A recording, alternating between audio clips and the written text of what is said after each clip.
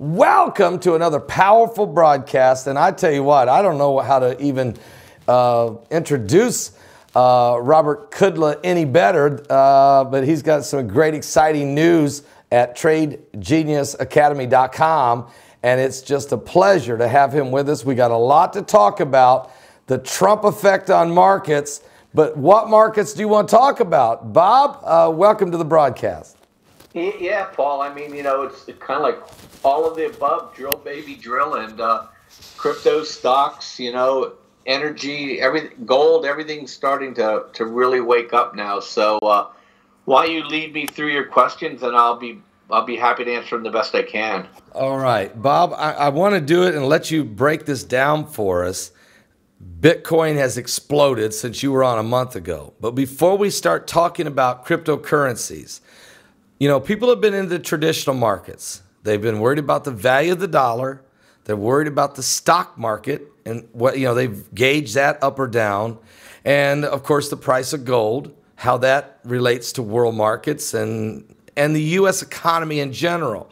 So the Trump effect, let's start there because we're watching a stock market that's at 24,500. It's broke the record 67 times in 1 year. Gold is strong. Bitcoin's off the chart. Unemployment's a 17-year low. Is there anything to this Trump effect? Yeah, I mean, there's, on the good side is that I think there's a lot of confidence in him in that he pretty much does what he says he's going to do. And in that sense, I think people have confidence in the, when people have integrity, you can kind of plan with that. So, so for that standpoint, it's really good.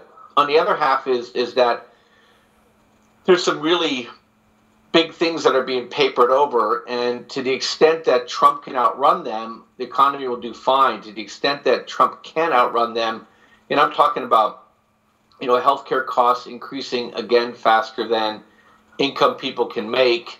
The tax cut thing is kind of still in flux. People really don't know if it's tax cut for them or tax increase for them. So that's kind of in flux too.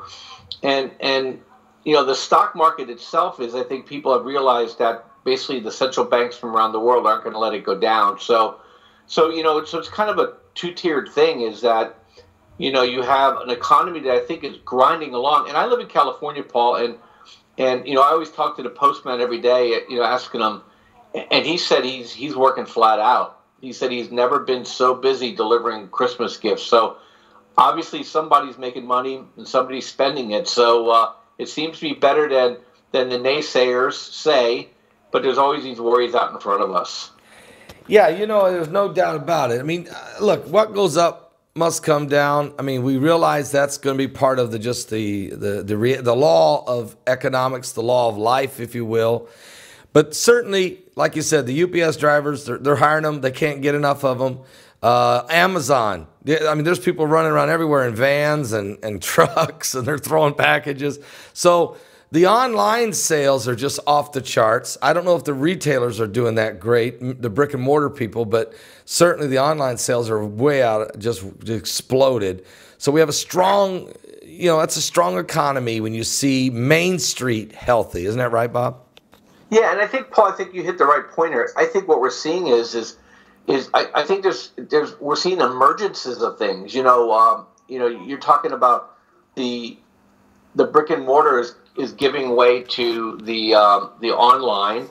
In the currency world, the digital and crypto is taking away from the bank-centric and fiat world.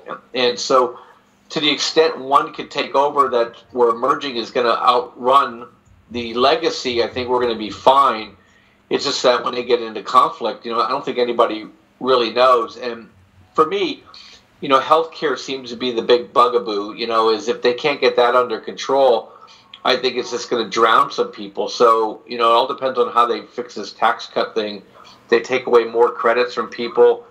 I think it's going to cause some issues next year. But yeah, I absolutely, I think there's a phoenix rising out of an old way of doing things. It's just to see how fast it goes is my issue. Wow, what a statement. The phoenix is rising out of the ashes. Well, you're right. There's industries change, okay? The highways took away from the rail, all the things we've seen, the electronic technology explosion, information explosion with the internet. And now we're seeing some shifts going on. People are looking at the stock market, and then they're looking at Bitcoin, and then they're looking at gold, and they're looking at the dollar value, and they're wondering what in the world should they do. And you can't. There's no denying Bitcoin. I just looked at it, $17,849 per Bitcoin. That's U.S. dollars.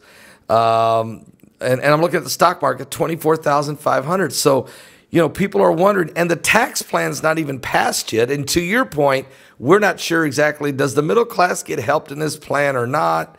They're still in conference. So what's your think on how that's going to shake out? And is Bitcoin replacing the stock market, or is Bitcoin replacing the dollar? Yeah, I think it's probably the second thing, not the first thing, is that, you have to realize Bitcoin is a worldwide phenomenon, not a U.S. phenomenon, Paul. So, and the other thing, too, is the latest data that we have is less than 3% of people in the world have adopted cryptocurrencies and Bitcoin at all. And so this technology is underpinned by technology called the blockchain, and that's going to change everything.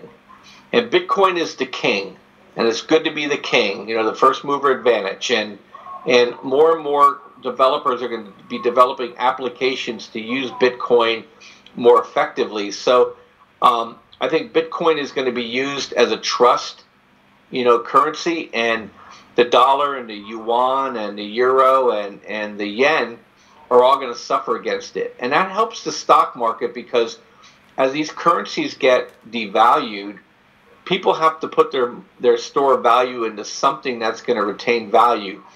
And as long as the stock market and companies are profitable, people are going to put money in the stock market. But this phenomenon with the blockchain and with Bitcoin is people don't have to worry about draining the swamp anymore, Paul. They can just simply walk around the swamp. And, wow. And banks are really, this is an extinction level event for banks. You don't need a bank. I don't need a bank to do business with you. I don't need a credit card company. I don't need a debit card company.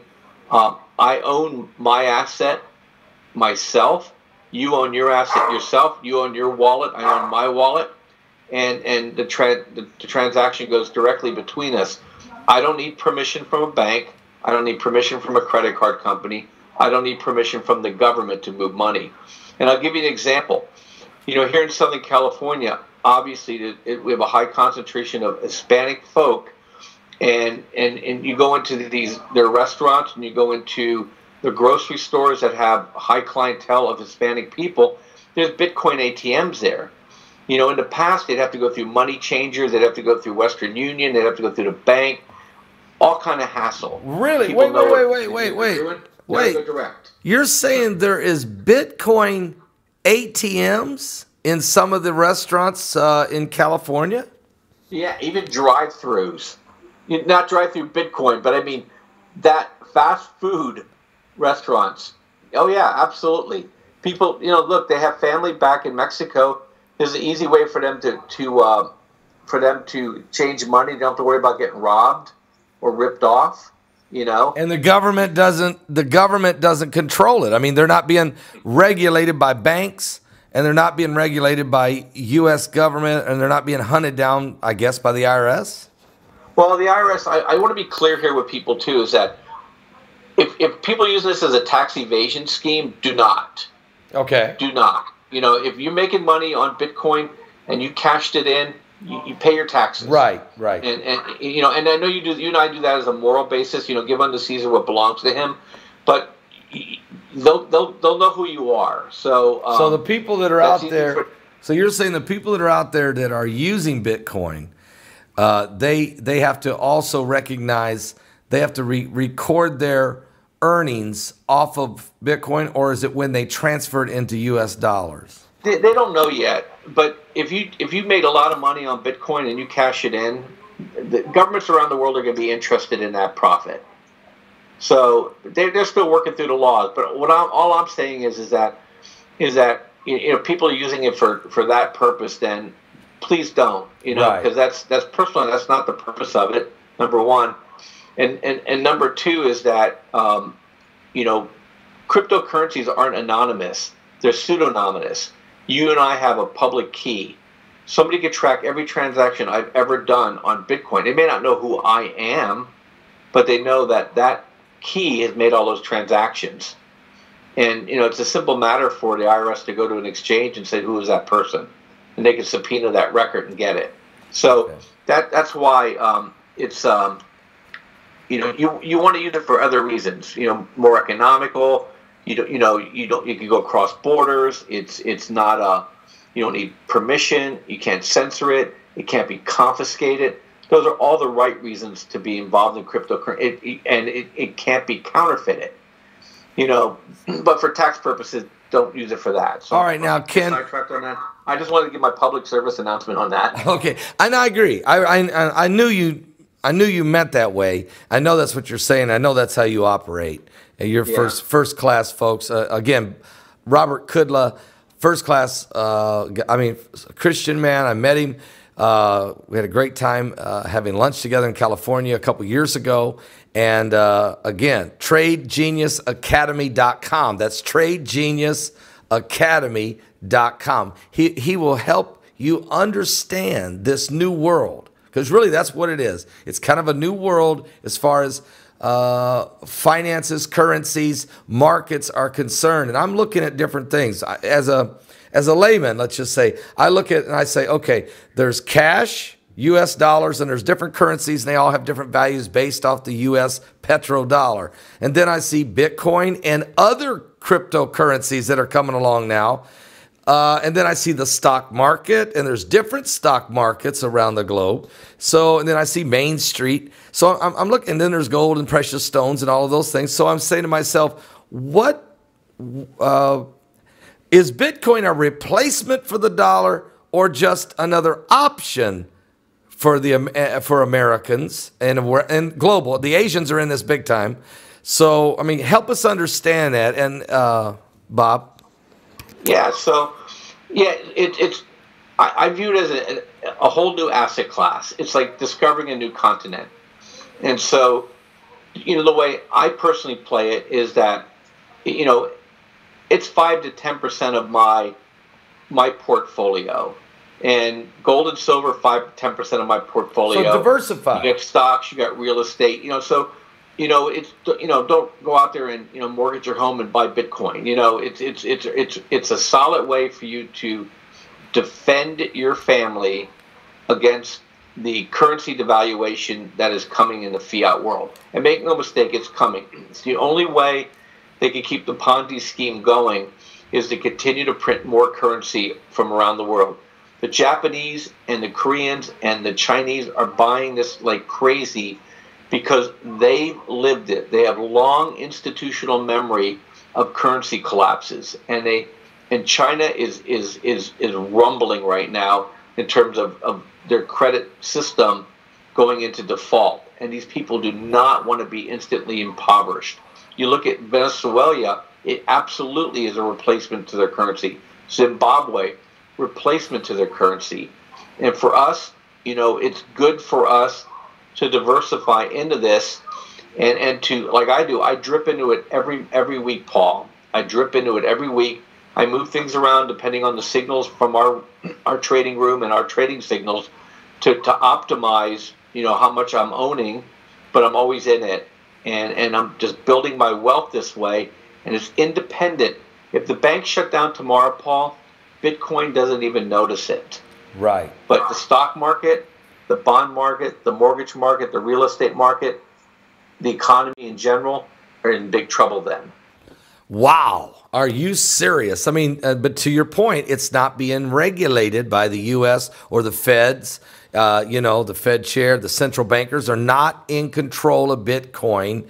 Although I would think they got to be trying to figure out a way to participate in this. But right now they're not. And that's your point. Right now they're not. And that independence from the rest of the world system gives people a little bit more maybe flexibility, a little more diversity, a little more security, if you want to say it that way, that they got something that it won't be a house of cards falling. They're in a different house over here, a different system it's operating.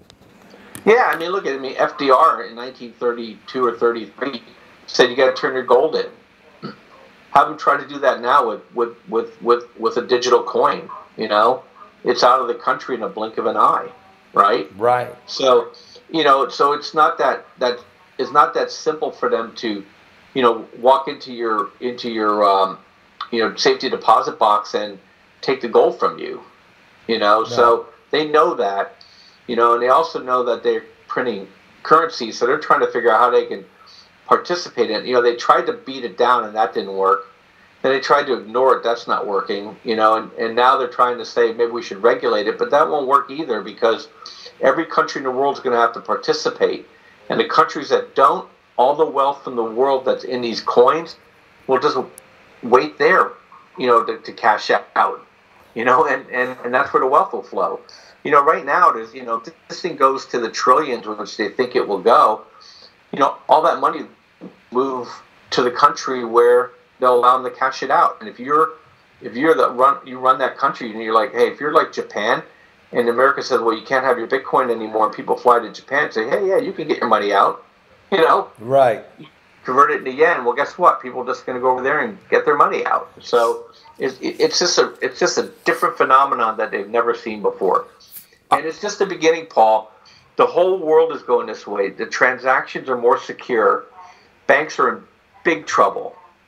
Yeah, you keep saying that. You know, you keep saying that the banks are in trouble because the banks are losing control, and people are finding another option to put their wealth, to put their assets, and then start making deals. People are buying cars. People are buying land. People are buying homes with Bitcoin instead of operating through the banking system. Let me ask you a question, because I think this is important. In America, the political process affects the stock market. It can affect different things in the global world as far as finance is concerned. Brian Ross of ABC News last week came out with a fake news story that caused the stock market to drop 350 points in 10 minutes. And then after he did this, ABC News had to recant, whoops, we're sorry. Brian Ross has been suspended. The president even tweeted that, hey, this guy, because he attacked the president, okay? And so the president says, hey, wait a minute. People who lost money when the stock market went down 350 points based on false and dishonest reporting of Brian Ross at ABC News, he has been suspended. They should consider hiring a lawyer and suing ABC for damages. My point is this. The president is saying that the fake news media can affect the stock market and people can lose a ton of money on bad reports or bad news. Does any of that affect Bitcoin? You know, I liken Bitcoin to owning oceanfront property in a really exclusive area. You know, they're not making any more of it. You know, once they get to 2020 and the coins that they're going to make, 21 million of them are done, that's it. And you're going to have millions. There's more millionaires in the world than there are going to be Bitcoins, Paul. And everybody's going to want one because people are going to say, I'm only going to transact with you if you transact with me in Bitcoin. So you're saying they're only going to make 21 million of these Bitcoins. That, if it's a limited amount, it's like a baseball cards trading. It's like the Horace Wagner card. You know, there's only 2 of them left in the world. The value can only go up if that's the case, and that you're either in there playing or you're not. Yeah, it doesn't care about the news. You know, I'm sure the home in the Hamptons didn't move a nickel based on that news. You know, if you have something that people absolutely have to have, you know, the value is going to go higher over time. And you have to realize, you know, 85% of these coins are owned by people who bought them at $30 to $50, Paul.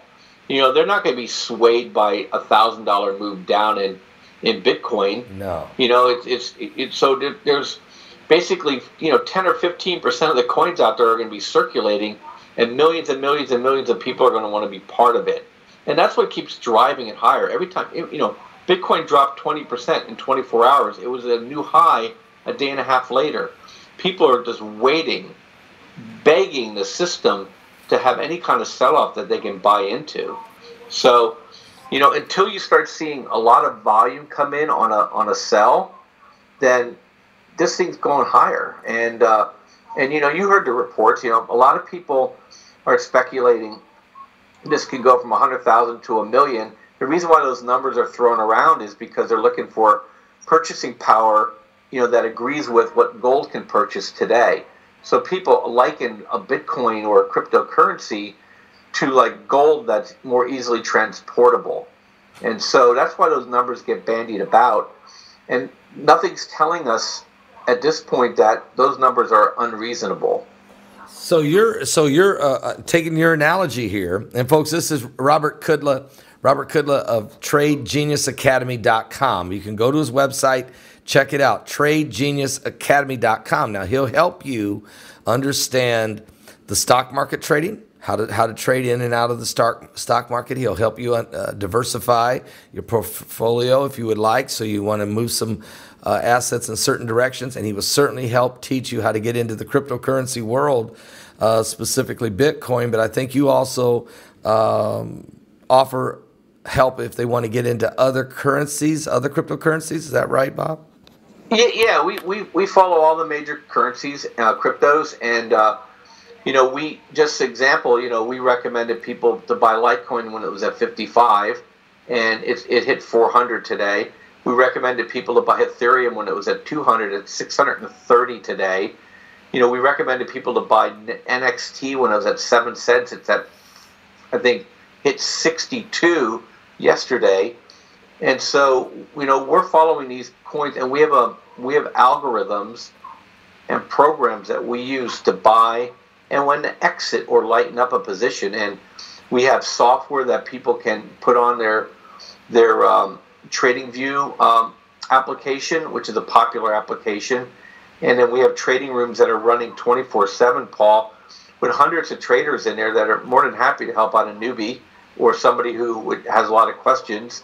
And we provide trade signals on top of that as well. So, we provide a full service to really help educate people into making more of the right decisions around trading stocks and cryptocurrencies and making less of the bad decisions. So you've got some specials at your website at TradeGeniusAcademy.com. That's TradeGeniusAcademy.com. You've got some Christmas specials, holiday specials. You want to share? We're putting some of those on the screen here. Help us understand what it is you're got available. Yeah, we're doing here is I should have worked last weekend. My partner went in there and slashed the prices on me, and I feel like a mattress salesman here. Get it for free. But just kidding. We've just put some really incredible deals together for people to take advantage of what we're doing here in the marketplace, and people have, Paul. We've just been overwhelmed with how excited people are about what we're doing to help them. I mean, we get answers like, "You've changed my life," and that makes you feel pretty good as somebody who's just providing education and support. And we think this has a couple years to run, and we want people to be on the front end of it. So we're offering specials for trading rooms, specials for the courses, specials for the software, combinations of those. We even have 2-for-1 specials for people who can come in with a friend or a family member, which is even a better deal. So we have a lot of options for people, very, very well priced for people to take advantage of this. And what you pay versus what you get out of it is absolutely in your favor. And so when we look at the whole picture, folks, the Trump effect, I think what I'm hearing you say is the Trump effect does affect, obviously, people's confidence is high, and they are going to get a tax. There is going to be a tax break. The middle class may not get as much as they were hoping to get, but it looks like there is a significant tax break that will have helped business. He's already deregulated, so that's fueling some of this economy. He's already saying bring the manufacturing base back to America. That's going to fuel the economy. And so the stock market feels good. The main streets feels good. Everything seems to be moving. But your point about Bitcoin, it's sort of like oceanfront property. It doesn't matter what happens. Its value, there's only so much oceanfront property, and value can only go up. I think that was a significant information for. It's not emotional then. Bitcoin's not based on emotion. Going up as the dollar's been going up these last 2 weeks too, so it just doesn't care. It's my other partner who trades these all the time. He said it's kind of like the honey badger. It's on a mission, and nothing can dissuade it from increasing in value. Well, is it based on the Bitcoin's value at $17,849 right now? Okay, per coin. The question I have is that's the U.S. dollar value. But what if the dollar really takes a bad turn over the next 4 or 5 years? Is Bitcoin lose value, or can you just bounce it off a different currency? It'll go through the roof, Paul. What? Yeah, because you got to realize the only reason why the dollar is going to go down in value is if they're printing too much of it. Right. And Bitcoin's on it. It's 1,800 Bitcoins a day, and in 2 years it becomes half that. And in 2021, they're done printing them. They're mined. They're in circulation, and no more will be created. So if the dollar falls, the value of the Bitcoin is going to rise in relation to that dollar. Similar to gold. If the dollar falls, gold goes up, generally. Yeah, and a lot of people say, oh, gold, just go Bitcoin. Gold's going to go do just fine too. And, gold, silver, energy, anything that's tangible is going to rise in value over time against the dollar. But the cryptocurrencies are going to rock it, because when they start, making the dollar less valuable, Paul, all the other countries around the world are going to devalue their currencies to try to keep up with America. That's why you see Bitcoin continue to rise. Bitcoin sees that. Bitcoin is simply a reflection of the worldwide central bankers' prolificacy in creating more and more credit and currency. It's just a reflection. It's saying you're not going to diminish my value because you're printing. It's just a mirror. So quantum easing, which is what central bankers have been doing for a long time, pumping foreign currencies, whether it's euro dollars, the yen, the U.S. dollar, everything, just just quantum easing. That's what's been going on. That's only devaluing a currency. The more of them out there, the less value it has. You're saying Bitcoin is not subject to that. It's totally independent of that. And thus... Yeah, they can't print more of it. Right. Wow. Well, I do know, I just saw an article just come out on the 7 new cryptocurrencies to watch in 2018. You just mentioned Litecoin. Is there any other that you would recommend? Well, the big three are Litecoin, Ethereum, and Bitcoin. And then in China, Neo is very popular, and people like Neo because it actually pays a dividend. There's a coin called Populous that's popular because it also pays a dividend. And then there's Monero, which is even has tighter confidentiality rules around it, to protect people's identity. That one's doing well. But you got IBM that's sponsoring a coin called Stellar, which has done stellar. And you have American Express and the banks that are supporting a coin called Ripple, which isn't moving like the other ones, but it has a different purpose. So, and one thing that people need, and I think that's the big value that we provide in the room, is that when we do our weekly show on cryptocurrencies, people are always asking about new coins. We're researching the new coins all the time, and by the end of next year, a lot of these coins are going to go away, Paul. So I really encourage people to take a really good hard look at what is the value of this coin against what the top coins are able to do, because they're not going to last. Companies cannot afford to connect to every coin out there in the marketplace. So they're going to they're just going to stay with the biggest coins or the most popular coins, unless it has a really, really unique value proposition. And so I always advise people who want to chase this coin or that coin, saying, hey, it may not be around, in a year or two. Just, stay with the big guys. You're going to make enough money. Okay, here's a question for you. Is the Russians involved? I mean, have the Russians, I know, look, they've been working with this new currency. They want to create this, the BRIC, Brazil, Russia, India, China, and South America. They've been talking about maybe creating is there a cryptocurrency being discussed among the Russians? No, they're open to it. Anything in the Russian viewpoint, anything that diminishes the value of the petrodollar is of interest to them.